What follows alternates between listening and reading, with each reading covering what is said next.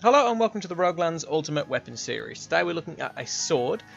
This one you make by combining a bolt edge with an aetherite prism in Mech City, and it gives you this, the Trigoddess. Now the Trigoddess is like any other sword, except it looks kind of cool, and it likes the number 3.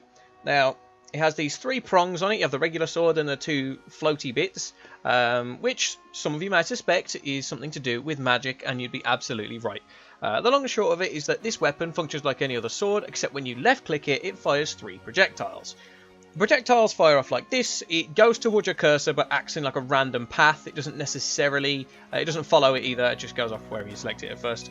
But they go off in a random path, and it adds this level of randomness to the things that you fire, which isn't great, but it does add for some cool flavour, and it looks pretty nice. I think the particles are very similar to the particles from Cromwell's Flame Blaster. It's obvious they're meant to be like fire. In any case, we're going to go into the Desolate Canyon now, and of course I'm going to try and beat Urgorak on challenge level 1. All you need to know about these projectiles is that they scale with your magic.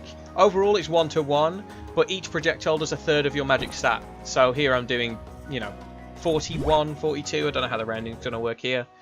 But if I fire this off, you'll see these do damage 41 each.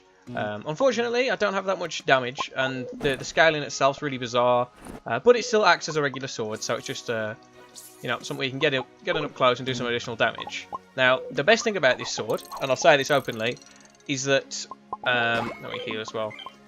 The best thing about this sword, I'll say this openly, is that the projectiles it fires do not knock back, and because they don't knock back, it means you can hold the mob in place and kill it pretty fast. Or as you're closing in, the mob won't go away because you hit it with your sword. You'll just be doing damage before you get there, and that's pretty nice. I feel like this could be a really fantastic sword if it wasn't overshadowed by Inferno and other combat chips that do copious amounts of damage.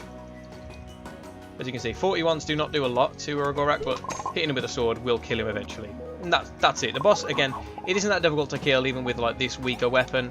But just in general, it's fairly weak by comparison to a lot of things. But if you've got a really high magic stat, and you have a decent strength stat as well, it might be worth thinking about, because as much as I said, it pales in comparison to the likes of... Hello. Alright, mate, calm down. As much as it pales in comparison against Inferno and other combat chips, that's not to say you can't use them at the same time, and that's what you want to do with this weapon. Because obviously you can left click and press abilities at the same time, like I can do here, like that, right? So all you have to do is combine them all together, and then every click, as long as everything hits, that's 1 times your magic stat, and then for every tick of Inferno or whatever else you've got going on for you, that's more and more and more damage as well. So it has its pluses, it has its negatives, as every weapon does, it seems. But it is actually quite strong. And like I said, I don't have the build to show it off, unfortunately, because this is meant to be an extremely average build. And given that the damage is like reduced to thirds for every single projectile, it doesn't seem like it's doing a lot. But all in all, it's actually a decent amount of damage, like in the long run anyway. Lots of numbers normally means lots of damage. Right. There's not a lot to say about this, to be honest. The bolt edge is really bizarre as a sword because it's normally to do with tech, and this one's just like the wild card to do with magic instead. But I mean, it's a decent, and I don't want to say it's brilliant, but it's a decent alternative to, say, the caster sword, because it's although that one's technically a staff, but the caster sword only sort of damages the projectiles, whereas this has, its projectiles and the sword itself, which is really nice. And I know it's not with faith, instead it's actually scaled with magic, but it still counts, it's like a magic stat and then a damage type stat, I suppose. But there we go. Alright, it's like a physical and a special in Pokemon, you know what I mean? Like it has the best of both worlds all mixed into one. Right, the mobs weren't that bad. Urgorak wasn't that difficult to kill, thankfully. Hey, I leveled up, that's not bad. Yeah, wasn't that difficult to kill. Really fun weapon to use. Very pretty weapon as well. I'll stress that. As usual, it's absolutely gorgeous.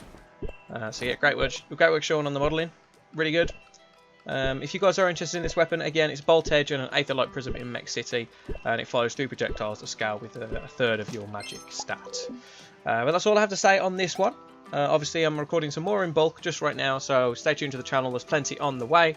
And if you do want to Obviously, you don't want to wait around for more things to pop up and get told about them or find them on your own. You can, of course, subscribe to the channel and see when new videos are uploaded as well. So there it is. Thank you very much for watching. That was the Trigoddess. And until next time, folks, I'll see you later. Look after yourself. Bye for now.